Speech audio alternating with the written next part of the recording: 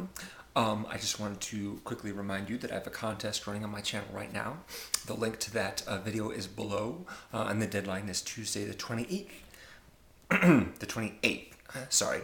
And the very next day, Transformers Dark of the Moon opens. Wow! Or maybe not.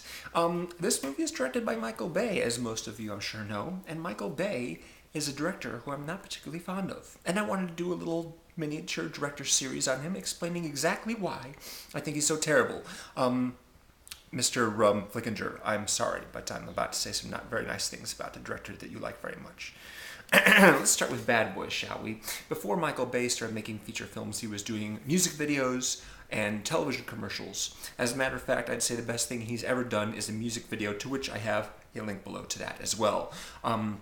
Then Jerry Bruckheimer and his then living producing partner Don Simpson hired him to direct the Will Smith-Martin Lawrence buddy comedy Bad Boys. What can I say about this movie? It's very, very irritating. The attitude of the main characters is extremely annoying. Michael Bay continues to direct like he's shooting a music video, with lots of whip pans, with lots of dramatic camera swoops, and stuff that really just looks out of place and is distracting in a feature film. For a movie that's like 2 hours long, you need to take it a little bit slower, and Michael Bay didn't get that memo, and so this is a very irritating film. As a matter of fact, the very best part of this movie, the very best part of any Michael Bay movie thus far, is the music that plays during the Columbia Pictures logo in the very beginning. That's a cool piece of music. But once the movie actually starts, even the music gets stupid. And the movie is stupid, and I wanted to find something positive about each of these films. So what I'm going to do is I'm going to pick one performance as being the best thing and worth noticing about this film. So in this case, I would like to say Téa Leoni. She's really good, and she had a really tough time making this movie. She hated making this movie, but I gotta give it to Joe Pantoliano, who is the captain that Martin and Will Smith work for. He's lots of fun. I love Joe Pantoliano, and he's really good in this movie. So yeah, that's Bad Boys. Irritating film. Irritating film. A couple years, the next year was The Rock. 1996 was a really, really bad year for summer movies. Independence Day and Twister were big hits. They were terrible. The Rock is the worst of all. The Rock is a movie in which I hated so much I actually sat down with the video and made a list of everything wrong with this movie, and I pinpointed over 90 things that were wrong with this movie. Just bad choices, from lousy dialogue to overacting to over-dramatic music. Oh my goodness, the music in this movie just hits you every single moment, insisting on you feeling a certain way about whatever's happening. The music itself would actually be really great if it were just a piece of music all by itself, without a movie to go along with it. But with the movie, it just is too much. The plot is basically another Die Hard retread with, you've got a whole Marine team or Navy SEAL team going in to stop these guys on Alcatraz, and they're all killed, leaving only Sean Connery and Nicolas Cage left to bring down the bad guys themselves. It's awful. And all the way until the very end, there's just stupidity galore. Now, as far as good acting goes, Nicolas Cage actually is a lot of fun in this movie. He's a fish out of water. He isn't combat trained extensively, so he's sort of at a loss here. And Nicolas Cage is good in this movie. I especially like his little monologue about how he first got into chemical weapons in the first place and how much he likes it. And also William Forsythe is the federal agent he's working with. He's good as well. But I have to give the prize to David Morse, who plays Ed Harris' second in command. Ed Harris, of course, is leading the bad guys, the Marines who have taken over the island. And David Morse is the kind of actor who is probably the best guy in the cast in any movie that he's in.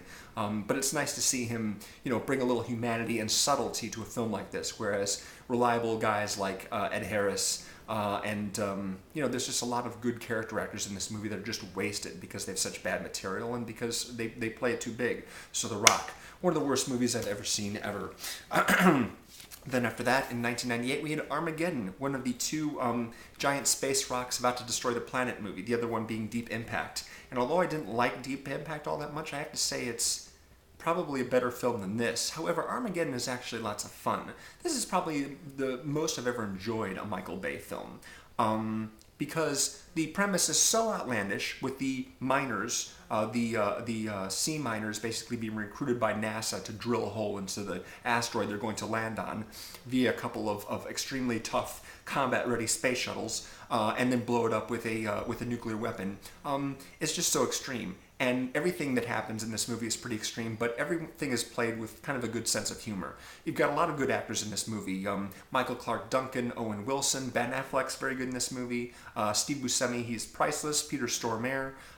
Yeah, well, you know, it's dumb, but it's fun dumb, which I can appreciate. I've actually enjoyed this movie on several occasions, and I wouldn't go so far as to say don't ever see it.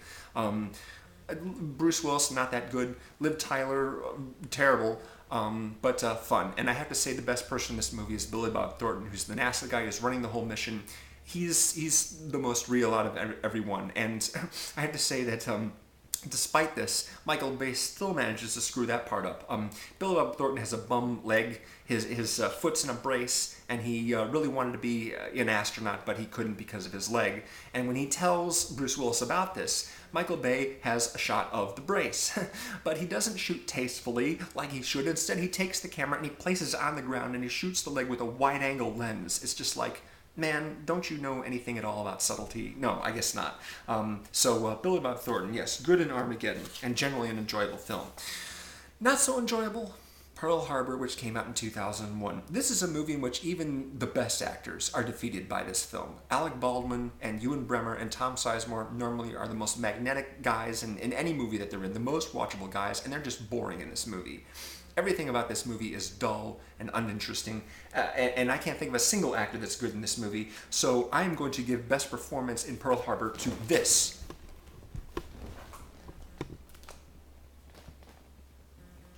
Yeah! Oh, yeah! Ah! Oh! Ah! Yeah, that is awesome. I love that. That is cool. That was a really nice effect. They had that in the trailer. The trailer which used music from, I think it was a Thin Red Line, actually. You know, that was a really awesome trailer.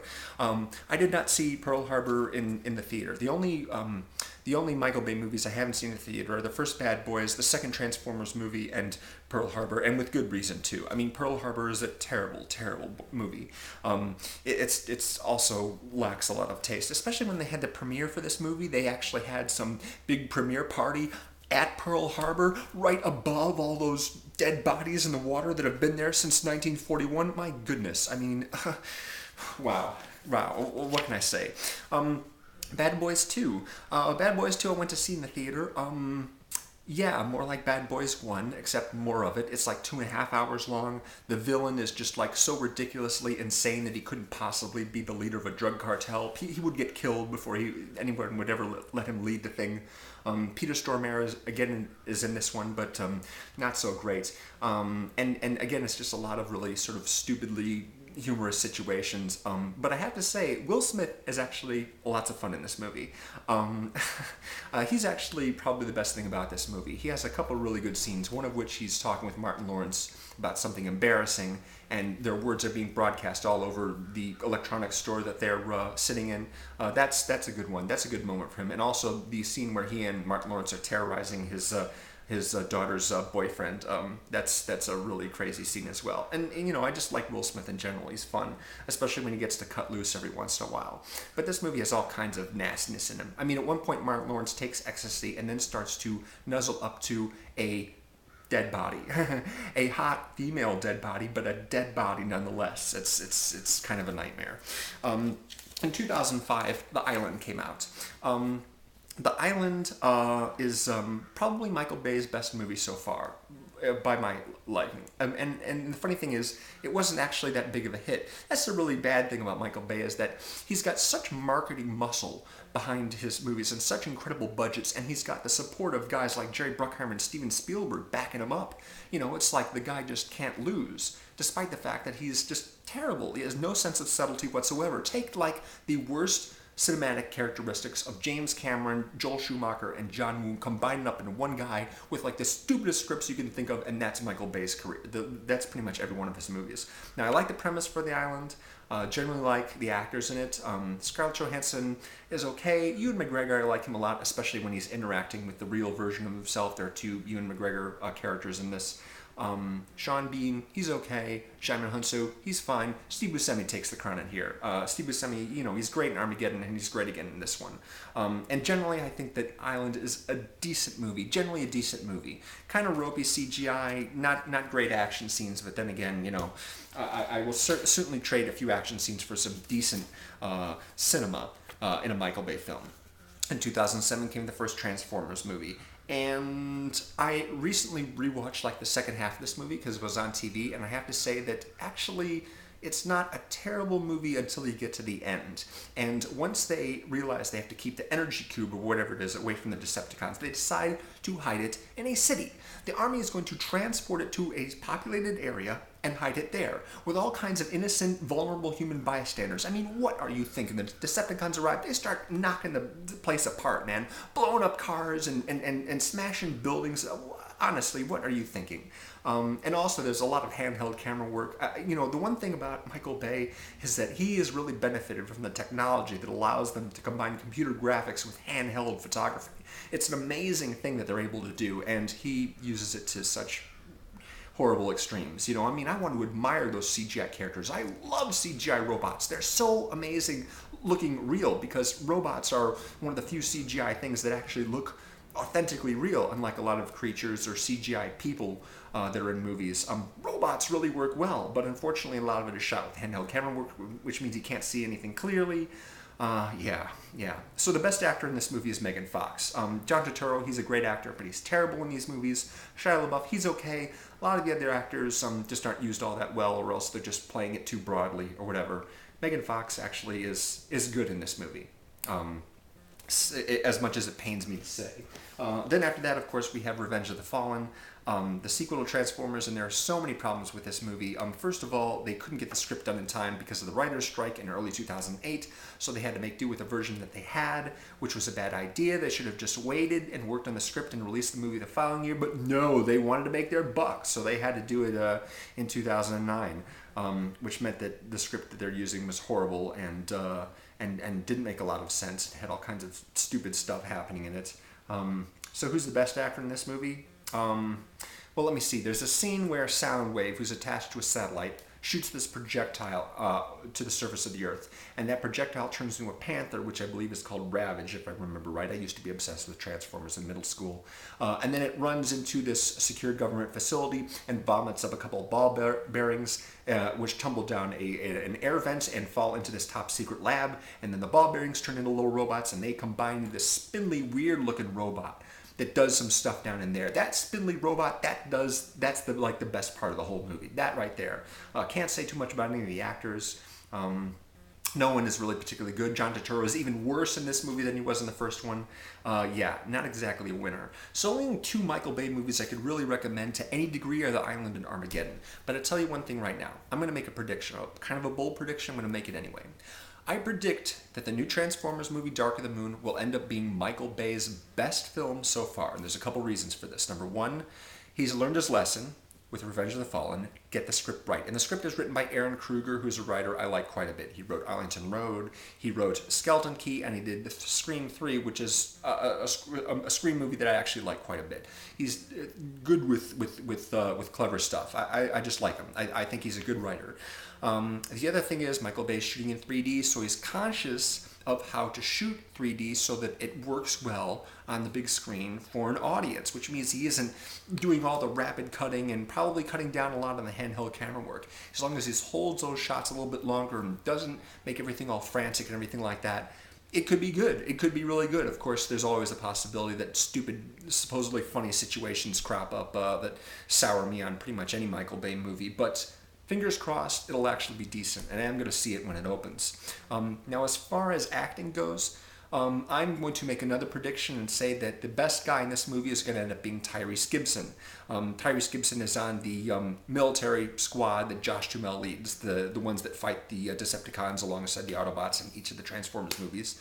He's, all I have to go on is the trailer, but he's got this moment where he's talking, I guess, with Shia LaBeouf and saying, you know what, we've managed to beat these guys a couple times, but it's just not going to happen this time. I'm really sorry about that. And I'm just like, that's a real change from the usual cocky bravado that he seems to have in every single movie, including the Transformers movies. Now, of course, you've got some other guys in here that are really good. Francis McDormand, John Malkovich, Patrick Dempsey. He's playing like this slickster guy. That could be good. And of course, you've got the new girl in the movie, the Victoria's Secret model. They've just got one clip released so far, and she only had 2 lines in it. So I'm not sure about her acting, but she's English. She speaks with an English accent, so that's a bonus right there. I am going to miss Megan Fox, though. But she's probably moved on to bigger and better things, like the new Sacha Baron Cohen comedy about the dictator. That could be good. I'm looking forward to that. And I am actually looking forward to seeing Chicago get blown sky high in the new movie. It took a beating in The Dark Knight, but this one is going to be 10 times worse. So that will be fun to see, because I live in Chicago, and it's nice to see buildings that I walk by every day get blown up and topple over and stuff like that. So, there's my little Michael Bay series. Hope you enjoyed it. Sorry again to John the Flick Pick about me being nasty towards your boy right there, but I had to do it. I really did. I just wanted to get it out there. Thanks very much for watching, guys. Don't forget to enter the contest. I'll see you next time. Take it easy.